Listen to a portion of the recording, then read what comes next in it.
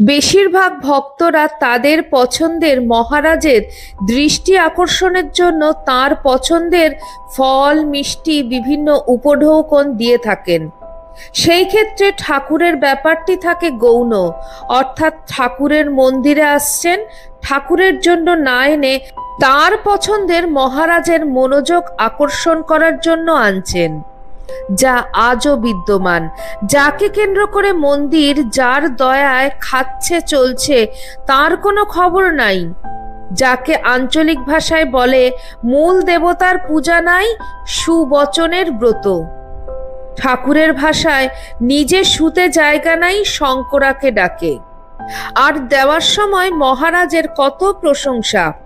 আবার কারো কারো লোভ অর্ধেক ফেরত পাবে কিনা, কিংবা প্রসাদের সময় আদৌ তাকে তার দেওয়া মিষ্টি দেবে কিনা, এরকম চাওয়া পাওয়া প্রচুর থাকে। এই অপধারাকে শিক্ষা দেওয়ার জন্য স্বামী বীরেশ্বরানন্দজি মহারাজের একটি ঘটনা খুবই উল্লেখযোগ্য। মুম্বাইয়ের এক ভক্ত মঠে এসেছেন, সঙ্গে এনেছেন অনেক সুস্বাদু আম, সম্ভবত খুব দামি আম। সন্ধ্যের সময় তিনি মহারাজকে প্রণাম করতে গেলেন, আমের কয়েকটি পেটি সঙ্গে নিয়ে।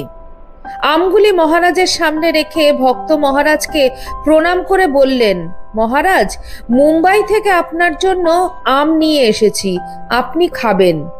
মহারাজ ভক্তকে জিজ্ঞেস করলেন, এই আম কার জন্য এনেছো? ভক্ত বললেন, মহারাজ, আপনার জন্য এনেছি। এ কথা শুনে মহারাজ বিরক্ত হয়ে সেবকদের বললেন, এই আম আলাদা সরিয়ে রাখো। ভক্ত প্রণাম করে চলে গেলেন। মহারাজ সেবকদের ডেকে বললেন, এই আম মন্দিরে ঠাকুর সেবার জন্য পাঠাবে না, এগুলি সোজা পঙ্গতের সাধুদের জন্য পাঠিয়ে দাও। শুনলে না, এই লোকটি আমার জন্য আম এনেছে, ঠাকুরের জন্য নয়। তাহলে কি করে ঠাকুরকে দেওয়া যাবে? সে তো অগ্রভাগ আমাকেই দিয়ে দিয়েছে।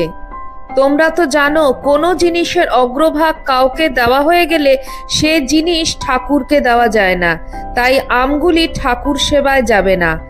কেমন অদ্ভুত নিষ্ঠা এবং শ্রী ঠাকুরকে সমর্পণ করবার বস্তুর পবিত্রতার প্রতি মহারাজের কি অসাধারণ সজাগ দৃষ্টি। এইভাবে তিনি সংঘের ঐতিহ্যকে ধরে রাখার চেষ্টা করতেন এবং সকলকে এ সম্পর্কে সচেতন করে দিতেন। বলো জয় ঠাকুর।